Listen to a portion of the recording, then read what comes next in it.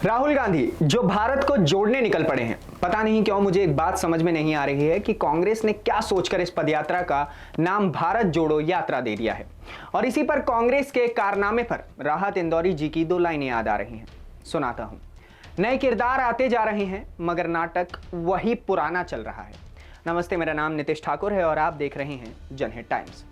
दो राजनीतिक नेताओं यानी कि कांग्रेस के राहुल गांधी और आम आदमी पार्टी के अरविंद केजरीवाल, दो यात्राएं गलत समय पर निकाली गईं और पूरी तरह से अधूरी प्लानिंग के साथ।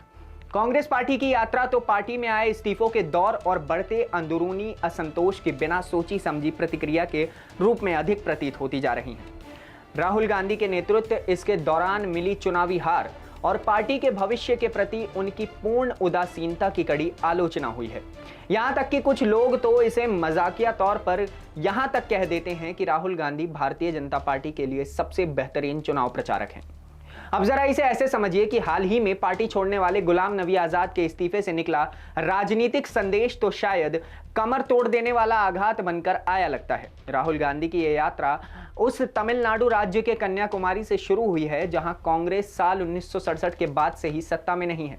संयोग से तमिलनाडु में कांग्रेस के अंतिम मुख्यमंत्री एम भगवत्सलम ने श्री पेरम्बुदूर सीट से चुनाव जीता था। राहुल गांधी द्वारा यहीं से अपनी यात्रा शुरू करना समझ में आता है। एक तरफ कांग्रेस का राजनीतिक कार्यबल इस राज्य में बहुत तेजी से समाप्त हो गया है, तो वहीं दूसरी तरफ भारतीय जनता पार्टी के पास इस राज्य के द्रविड़ दलों में मौजूद दिग्गजों के विकल्प के रूप में स्वीकार्य राज्य स्तर का कोई भी नेता नहीं है। और फिर भी कन्याकुमारी उन कुछ गिनी चुनी सीटों में से थी जिन्हें भाजपा जीतने में सफल रही। कन्याकुमारी से राहुल की यात्रा की शुरुआत का एकमात्र कारण कन्याकुमारी से कश्मीर वाला नारा है, जिसमें राष्ट्रीय एकता और अखंडता के संदेश की गूंज सुनाई देती है।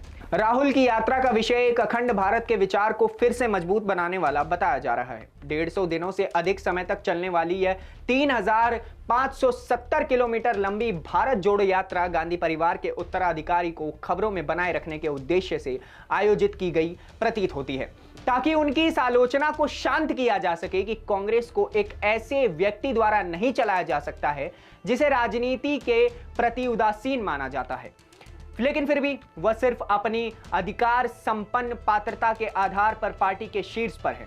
यह यात्रा कांग्रेस को साल 2024 के चुनाव में अच्छी संख्या में सीटें जीतने में किस हद तक मदद करेगी, इस बात का अनुमान लगाना थोड़ा मुश्किल है। यह यात्रा निश्चित रूप से भीड़ खींचेगी, यदि सभी पड़ावों पर नहीं तो कम से कम कुछ स्थानों पर जरूर। लेकिन जनता की याददाश्त बहुत कम समय वाली होती है। इसके अलावा कांग्रेस के पास कोई नेता या कैडर नहीं है जो इस भीड़ को वोट में बदलने में सक्षम हो। पार्टी अपने चुनावी युद्ध कक्ष में थोड़ा और समय बिता सकती थी और इस यात्रा के हर पहलू की और अच्छे से रणनीति बना सकती थी। स्पष्ट रूप से ऐसा कुछ नहीं हुआ। कांग्रेस को तत्काल अपने शीर्ष पद पर गांधी परिवार से इत्र एक ऐसे नेता की जरूरत है जो एकदम नई तरह से शुरुआत कर सके और जिसे 2014 के बाद से हुए चुनावों में सिलसिलेवार रूप से मिली हार का अपमान न झेलना पड़ा हो। कई नेताओं के द्वारा एक समान विषय के साथ शुरू की गई कई यात्राओं ने शायद अधिक रुचि को आकर्षित किया होता और सामूहिक नेतृत्व की भावना पर रोशनी डाली होती, लेकिन पार्टी का प्रथम परिवार स्पष्ट रूप से पार्टी और उसके खजाने पर अपनी पकड़ ढीली करने को तैयार नहीं है। नतीजतन 150 दिनों के बाद यह मानते हुए कि यह यात्रा तब तक निषाद रूप से जारी रहेगी, पार्टी वापस वहीं पहुंच जाएगी जहां वो पहले थी। या यह भी संभव है कि इससे कुछ नेता और कम हो जाए।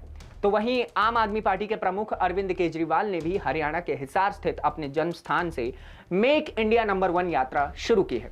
लेकिन उनकी यात्रा इस मायने में अलग लगती है कि इसे बीच बीच में छोटे छोटे अल्पविराम के साथ निकाला जाएगा। इसका अंतिम गंतव्य अभी तक ज्ञात नहीं है, लेकिन इस बात की पूरी संभावना है कि यह हिमाचल प्रदेश या गुजरात या फिर दोनों हो सकते हैं जहां इस साल चुनाव होने जा रहे हैं। इसलिए इस यात्रा का उद्देश्य मेक इंडिया नंबर 1 की घोषणा से बहुत हटके है। दिल्ली में मिली लगातार 2 जीतों और पंजाब में भाग्यवश मिली जीत केजरीवाल की इस यात्रा के प्रमुख कारक प्रतीत होते हैं।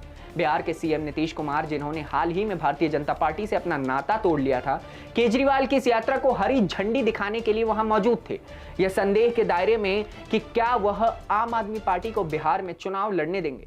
या फिर उसके साथ जनता दल यूनाइटेड का किसी तरह का गठजोड़ भी करेंगे। जेडीयू, टीएमसी और द्रमुक जैसे गैर भाजपा, गैर कांग्रेसी दल अन्य सभी दलों को अपने अपने राज्यों में पहुंच से बाहर रखना चाहते थे, और फिर भी विपक्षी दलों का एक महागठबंधन बनाने का सपना देखा जा रहा है। इन पार्टियों के पास कुछ विशेष क्षेत्रों में समर्थन वाले हलके हैं, जिससे परिणाम स्वरूप उनकी जीत हो जाती है और राज्य में इनकी सरकारें बन जाती हैं। लेकिन इन पार्टियों में से कोई भी भाजपा के विकल्प के रूप में विकसित होने के आसपास भी नहीं है। विडंबनावश यह धारणा अभी भी कायम है कि गांधी परिवार से बाहर के किसी नेता के नेतृत्व में कांग्रेस का एक नया अवतार शायद भारतीय जनता पार्टी की लगातार जीत के क्रम से बच सकता है और 2024 में उसके खिलाफ लड़ाई की एक झलक पेश कर सकता है। लेकिन दो पार्टियां जो एक दूसरे के विरोधी हैं और चुनावी जोड़ गणित के एक ही हिस्से के लिए संघर्ष कर रही हैं, दो दलों द्वारा निकाली जा रही दो यात्राएं परस्पर विरोधी उद्देश्य के साथ काम करेंगी।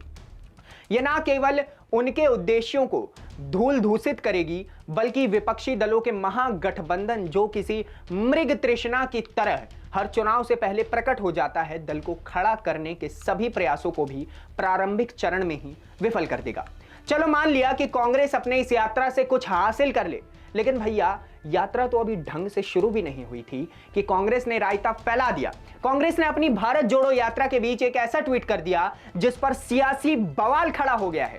कांग्रेस ने अपने आधिकारिक ट्विटर हैंडल से किए गए पोस्ट में आरएसएस की निक्कर में आग लगी तस्वीर शेयर की है और इस तस्वीर के जरिए कांग्रेस ने आरएसएस भाजपा पर निशाना साधा है। इसके बाद भाजपा ने पलटवार करते हुए कांग्रेस की भारत जोड़ो यात्रा को आग लगाओ यात्रा बता दिया। अगर कांग्रेस को आरएसएस से इतनी दिक्कत है तो साल 1963 भूल गए क्या? चलो कोई नहीं, आपको बता देते हैं कि साल 1963 को क्या हुआ था। साल था 1963 और देश को आजाद हुए 15 साल पूरे हो चुके थे और इस दिन जब पहली बार राष्ट्रीय स्वयंसेवक संघ ने 3000 से ज्यादा कार्यकर्ता राजपथ पर सज धज कर परेड करने उतरे तो भारत माता की जय के गगनभेदी नारे लगने लगे। चीन से मिली हार के बाद शांत पड़े देशवासियों में एक बार फिर देश के लिए मर मिटने की भावना जग गई। राजपथ के दोनों ओर खचाखच भीड़ में एक बार फिर जोश भर गया। इसमें खास बात यह थी कि पंडित जवाहरलाल नेहरू ने खुद आरएसएस को इस परेड में शामिल होने का न्योता दिया था। दो यात्राएं, दो पार्टियां, एक विफलता। कांग्रेस आम आदमी पार्टी की योजनाएं साफ दिखाती हैं कि आखिर क्यों संभव नहीं है विपक्षी एकता। अब इसमें देखने वाली बात यह होगी कि क्या साल 2024 में राहुल गांधी भारतीय जनता पार्टी के सामने उठ खड़े हो पाएंगे इस यात्रा की मदद से। और इसमें मजेदार बात एक और देखने वाली यह होगी कि क्या गुजरात चुनाव में आम आदमी पार्टी को इस यात्रा से सफलता मिलेगी या फिर नहीं। देखते रहिए जनहित टाइम्स। धन्यवाद, नमस्कार।